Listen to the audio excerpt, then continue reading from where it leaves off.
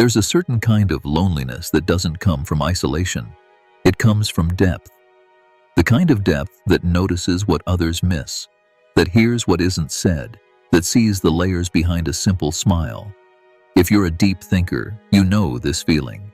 You sit in rooms full of people and feel miles away, not because you don't care, but because no one's really saying anything.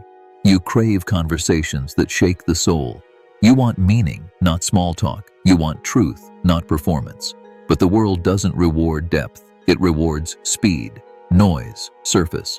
So you become the quiet one, the observer, the one who feels too much and speaks too little, not out of fear, but out of exhaustion. Because explaining your thoughts feels like trying to describe the ocean to someone who's only seen a glass of water. It's not arrogance, it's fatigue. You've spent years translating yourself. And still, most people only hear the echo. Carl Jung called it individuation, the path of becoming whole, unique, self-aware. But he also warned, the deeper you go, the fewer people will follow. Because depth is demanding. It strips away illusions. It requires solitude. And in that solitude, you start to see things others would rather ignore. You see patterns in people they don't see in themselves. You hear contradiction in conversations others call honest. You notice the cracks behind polished personas and feel the tension no one acknowledges. That awareness, it's a gift, but also a burden, because once you see, you can't unsee. You can't pretend shallow words are enough. You can't unhear the silence in a crowded room. You can't play the game when the rules feel hollow. So you step back, not to isolate, but to protect your inner world from noise. You learn to find joy in solitude, to breathe deeper when alone, to reflect instead of react. But even then, there's a quiet ache, a longing for someone who gets it, who doesn't need everything explained, who can meet you in the space between words.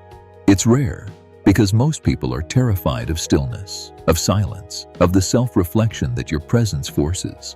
They call you intense, too serious, too distant, but they don't realize you're not distant. You're focused on what matters, on what's real, on what isn't just noise dressed as connection. You've been told to lighten up, to be more social, to not think so much. But thinking isn't your flaw. It's your compass. It's how you make sense of chaos. It's how you protect your mind from being swallowed by noise. It's how you stay you in a world that wants easy versions of people. So you stopped forcing yourself into shallow conversations, stopped over-explaining your insights, stopped apologizing for wanting more than entertainment. Because now, you know, the lonely moments don't mean something's wrong. They mean something's real. You're not broken because you crave solitude. You're not difficult because you want depth. You're not cold because you protect your energy. You're just rare. And the path of a deep thinker isn't crowded, but it's sacred. So if you're tired of pretending you're not as deep as you are, if you're ready to own your solitude as strength, subscribe and hit the bell. Because your mind isn't too much. It's exactly what this noisy world needs. Now, you no longer feel ashamed of your silence. You understand, silence isn't emptiness, it's space. Space to feel, to observe, to process the world without being drowned by it. You don't rush to speak just to fill the gap. You don't pretend to agree just to belong. You've made peace with the pause because you've seen what happens when people fill every moment with noise. Noise distracts. Noise masks discomfort. Noise gives the illusion of connection without ever touching truth. But you've touched truth, and once you do, everything changes. You can't entertain drama for the sake of company. You can't laugh when your soul wants stillness. You can't stay in rooms that reward conformity over clarity. So now, you walk alone more often. Not because you don't want connection, but because you refuse to fake it. You've learned that loneliness isn't the absence of people, it's the absence of understanding. And sometimes, being misunderstood in a crowd feels lonelier than being alone in your room. But here's the quiet power. In that room, you meet yourself. You listen to thoughts others drown out. You uncover truths that can't be found in noise. And in those moments, you realize that your loneliness isn't a punishment. It's a passage, a space between who you were forced to be and who you're becoming. It's where your mind can stretch, where your soul can speak, where the static of the world finally quiets and something deeper answers. Most people avoid this space. They chase noise, distraction, validation. But you sit in it, you stay, and in staying, you hear things others never do. Like the voice of your intuition, clearer than ever, like the weight of your own wisdom, too vast for small minds, like the deep knowing that your solitude is not empty. It's alive, alive with creativity, with clarity, with a kind of beauty only available in silence. This is where Jung's theory becomes real. Individuation isn't a feel-good path, it's a confrontation with your shadow, with your patterns, with your longing to be seen, and your refusal to be diluted. You don't want attention, you want resonance. You don't crave crowds, you crave mirrors.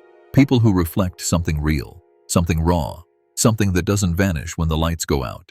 And eventually, something shifts. You stop seeing your depth as isolation. You start seeing it as a filter. Not everyone is meant to walk beside you. Not everyone can hold the weight of your inner world. And that's not rejection. It's refinement. You no longer seek quantity, you seek quality. One conversation that touches the soul is worth more than 100 that scratch the surface. You start letting go of the idea that everyone should understand you, because most people can only meet you at the level they've met themselves. And the truth is, many haven't gone that far. They fear their own silence. They run from their own thoughts. They numb the questions that keep you awake at night. So now, you protect your energy, not out of pride, out of reverence. Because your mind isn't just a place of thought, it's a sanctuary. It's a temple of nuance, of insight, of knowing. And not everyone deserves access to it. You stop over-explaining your depth to people addicted to simplicity. You stop translating your soul into a language that waters it down. You stop asking shallow minds to validate a deep existence. Instead, you return inward, to the books, to the silence, to the late-night thoughts that make you feel alive, even if no one else hears them. And slowly, the loneliness starts to shift too. It becomes solitude. Then it becomes sanctuary. Then it becomes strength. Strength doesn't always look loud. Sometimes it looks like walking away from a conversation that feels empty, turning down an invitation because you'd rather be alone with your thoughts, letting people misunderstand you because correcting them would cost your peace. And that's the thing about deep thinkers. We feel too much, notice too much, carry too much, and we don't always have the words to explain why we're exhausted. It's not just life, it's perception. You perceive undercurrents others don't even know exist. You absorb contradictions before they're named.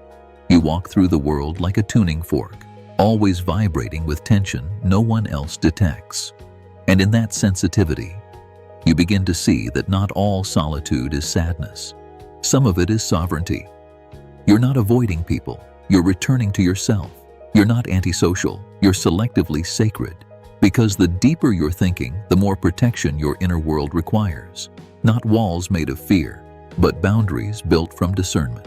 You don't cut people off to punish them. You create space because your nervous system demands honesty. And small talk? It feels like static.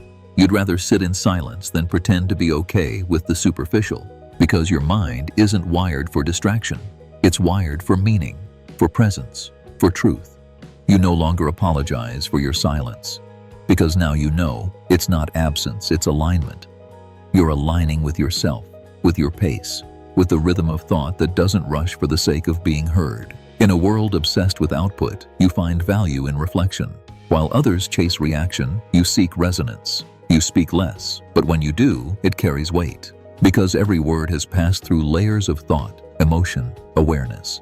This isn't hesitation, it's precision. You're not slow, you're careful. Careful with truth, careful with energy, careful with who you let into the most sacred parts of your mind. You don't trust easily, not because you're jaded, but because your inner world is rich. And not everyone has earned the right to explore it. You no longer feel guilty for outgrowing circles, because your growth isn't linear, it's deep. And deep growth often means letting go of people who were never willing to dive. You don't resent them, you release them. You stop searching for home in others because you've built it within. Your solitude becomes your sanctuary, your mind a temple, your soul unrushed. And in that stillness, you begin to see that being misunderstood by many is the price of truly understanding yourself. And it's a price you're finally willing to pay. Now you find comfort in your own presence. The world doesn't feel as loud anymore, not because it changed, but because you did. You stopped expecting to be fully seen by everyone. You stopped needing approval for your inner complexity. You stopped shrinking your thoughts to make others feel comfortable. Because you learned, depth is not meant to be understood by the uninitiated. It's meant to be honored. You no longer seek mirrors everywhere. Sometimes you become your own reflection. You journal instead of vent. You walk instead of talk. You think deeply and slowly while others react quickly and loudly. You've traded stimulation for substance, validation for integrity, belonging for alignment. And when you do find someone who meets you in your depth, you recognize it instantly. They don't fill the silence. They expand it. They don't interrupt your thought. They sit inside it.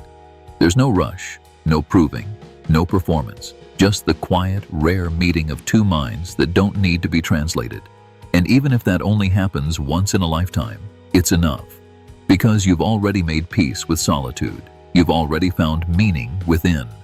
Connection now is not your source. It's your bonus. You're not lonely because something is wrong. You're lonely because your mind is rare, and the rarest minds walk the quietest paths.